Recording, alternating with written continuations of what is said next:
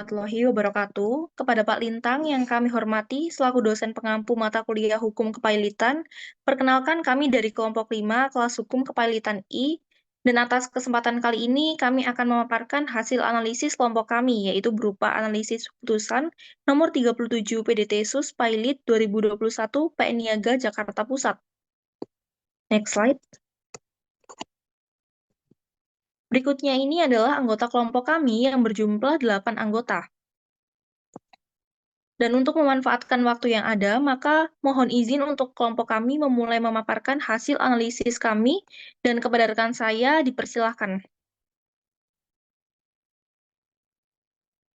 Baik, untuk masuk ke pendahuluan latar belakang, maka latar belakang dari materi kali ini yakni Sistem Hukum Kepailitan di Indonesia diatur dalam Undang-Undang Nomor 37 Tahun 2024 tentang Kepailitan dan Penundaan Kewajiban Pembayaran Utang yang menjadi landasan utama dalam penyelesaian perkara kepailitan. Salah satu kasus yang menarik adalah putusan nomor 37 garis miring PDT Sus Pailit garis miring 2021 yang dikeluarkan oleh Pengadilan Niaga dalam Pengadilan Negeri Jakarta Pusat pada 5 Oktober tahun 2021, di mana dua kreditur mengajukan permohonan pelit terhadap PT DGL, yaitu sebuah perusahaan yang berfokus di bidang industri logam, karena tidak memenuhi kewajiban pembayaran utangnya.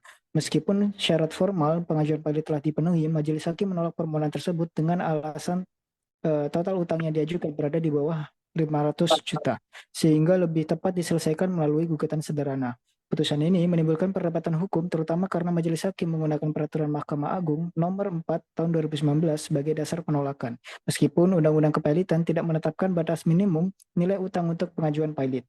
Dissenting opinion dari salah satu hukum hakim menunjukkan bahwa syarat kepailitan menurut undang-undang tersebut telah terpenuhi secara formal. Pertimbangan ini menciptakan presiden baru dalam praktik hukum kepailitan di Indonesia sehingga penting untuk menganalisis kesesuaian putusan dengan prinsip-prinsip hukum yang berlaku serta implikasinya terhadap perkembangan hukum kepailitan di masa mendatang. Untuk selanjutnya, next. Baik, untuk selanjutnya dari dasar hukum, prinsip asas yang mendasari putusan tersebut. Undang-undang yang digunakan dalam putusan tersebut adalah Undang-Undang Nomor 37 Tahun 2004 tentang Kepailitan dan Penundaan Kewajiban Pembayaran Utang. Yang pertama adalah Pasal 2 Ayat 1. Debitur yang memiliki dua atau lebih kreditor dan tidak membayar lunas sedikitnya atau satu utang yang telah jatuh waktu dan dapat ditagih dinyatakan pailit. Yang kedua adalah Pasal 8 Ayat 4. Permohonan penyataan pailit harus dikabulkan apabila terdapat fakta atau keadaan yang terbukti secara sederhana bahwa persyaratan untuk dinyatakan pailit telah dipenuhi. Yang terakhir adalah Pasal 15 Ayat 1, yaitu adalah pengangkatan kurator dan hakim pengawas dalam putusan penyataan pailit. Prinsip-prinsip yang digunakan untuk mendasari putusan ini adalah prinsip paritas kreditorium, yang kedua adalah prinsip pari passu pro rata parte, yang ketiga adalah prinsip structured creditors. Lalu asas yang mendasari putusan tersebut itu adalah asas kepastian hukum, asas keseimbangan, dan asas akuntabilitas. Next. Oke, baik. Di sini saya akan melanjutkan tentang penjelasan dari teman saya. Untuk di sini saya akan menjelaskan tentang kedudukan hukum dari para pihak. Yang pertama yaitu pemohon atau kreditur. Di sini yang pertama yakni Mahfud SH dan Associates sebagai kreditur konkuren. Untuk yang kedua yakni Michael Soeharto ST sebagai kreditur konkuren juga. Nah, kenapa di sini sebagai kreditur konkuren? Dikarenakan di sini pemohon tidak ada jaminan khusus terhadap termohon. Untuk selanjutnya yaitu termohon atau debitur, yakni PT Daya Guna Lancar. Untuk selanjutnya akan dilanjutkan oleh teman saya.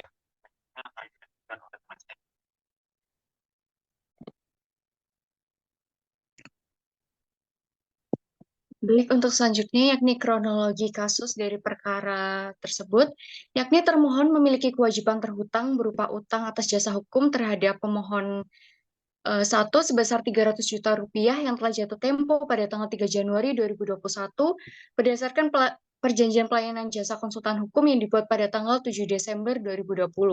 Kemudian termohon juga memiliki kewajiban terhutang berupa uang atas pinjaman terhadap pemohon 2 sebesar 105 juta rupiah yang telah jatuh tempo pada tanggal 11 Maret 2021 berdasarkan surat perjanjian hutang piutang yang dibuat pada tanggal 8 Februari 2021. Kemudian para pemohon masing-masing sudah melakukan penagihan melalui somasi secara tertulis sebanyak 3 kali kepada termohon, tetapi termohon tidak juga segera memenuhi kewajibannya. Pada akhirnya, pada tanggal 27 Agustus 2021, para pemohon mendaftarkan permohonan pilot atas perusahaan termohon yakni PT Daya Guna Lancar kepada Pengadilan Niaga di Pengadilan Negeri Jakarta Pusat dengan nomor register sebagai berikut di next slide berikutnya.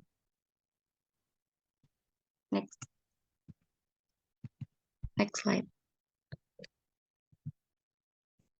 Baik, selanjutnya terkait pertimbangan hukum oleh hakim, di mana hakim di sini menjadikan dua acuan, yaitu aspek formal dan material, di mana hakim mempertimbangkan aspek formal, di mana pengajuan permohonan pilot ini telah sesuai dengan ketentuan pasal 7 Undang-Undang PKPU, di mana diajukan oleh advokat yang mewakili kreditor.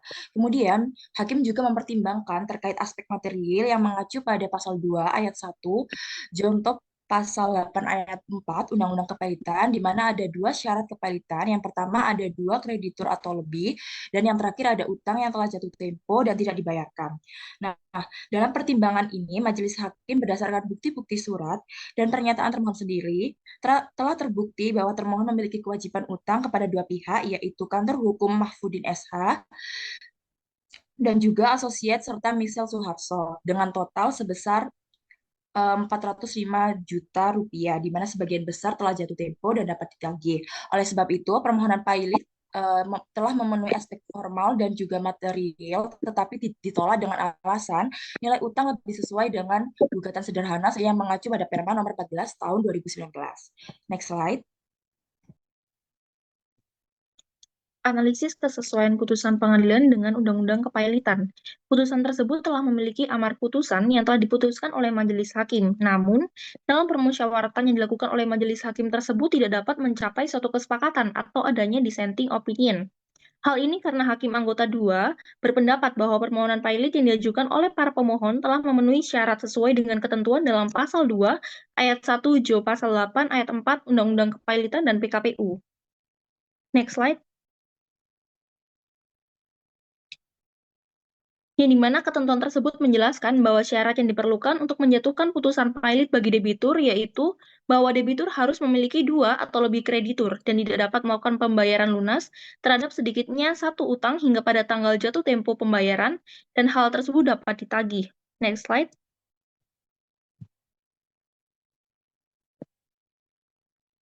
Dalam memberikan amar putusan, majelis hakim tidak mendasarkan putusan tersebut pada Undang-Undang Kepailitan dan PKPU, melainkan pada Peraturan Mahkamah Agung Nomor 4 Tahun 2019 tentang tata cara penyelesaian gugatan sederhana. Hal ini dikarenakan jumlah tagihannya tidak mencapai 500 juta.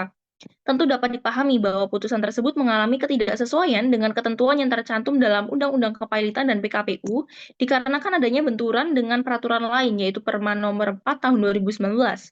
Hal ini didasarkan pada pasal 7 ayat 1 Undang-Undang Nomor 12 Tahun 2011 tentang pembentukan peraturan perundang-undangan, yang di mana Undang-Undang Kepailitan dan PKPU itu memiliki kedudukan yang lebih tinggi dibandingkan Perma Nomor 4 Tahun 2019. Next slide. Baik, di sini saya akan menjelaskan mengenai akibat hukum putusan pengadilan dan pelaksanaannya.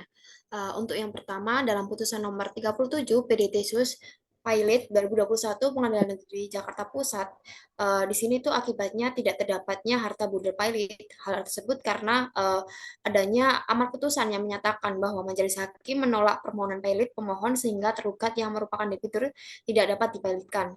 Yang kedua, kreditur tidak mempunyai hak terhadap kekayaan dari debitur karena jika putusan diterima, maka nanti harta pilot akan diatur pembagian secara merata terhadap para kreditor melalui kurator. Yang ketiga, termohon masih mempunyai hak untuk melakukan pengurusan dan penguasaan atas harta bendanya karena jika saat putusan pilot dikabulkan, maka pengurusan dan penguasaan harta benda tersebut akan berpindah tangan kepada kurator atau balai harta peninggalan. Sehingga jika para pihak ingin menagih haknya bisa mengajukan gugatan tersebut ke pengadilan negeri melalui gugatan sederhana.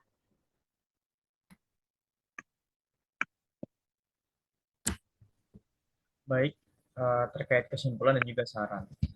Seperti yang sudah dijelaskan oleh teman-teman saya terkait dengan analisis putusan tersebut, permohonan pilot yang diajukan oleh Mahfudin Associates dan Michael Soeharto sebagai para pemohon terhadap PT Daya Guna Lancar sebagai termohon pada tanggal 27 Agustus 2021 menghasilkan putusan menolak permohonan dengan dalih sengketa dapat diselesaikan melalui gugatan sederhana.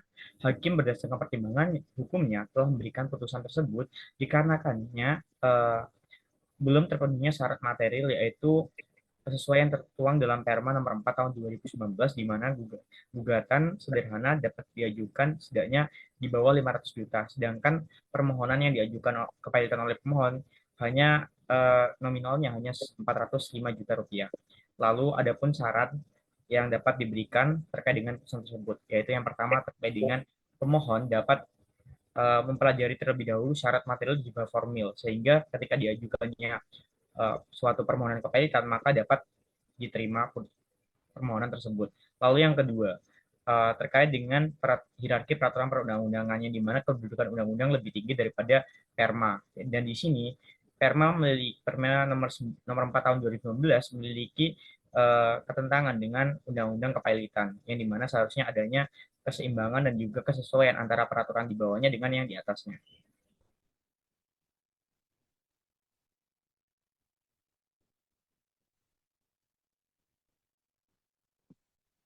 Demikian presentasi dari kelompok kami hari ini. Kami mohon maaf apabila terdapat kesalahan kata, baik yang disengaja atau tidak disengaja, dan kami ucapkan terima kasih. Dan wassalamualaikum warahmatullahi wabarakatuh.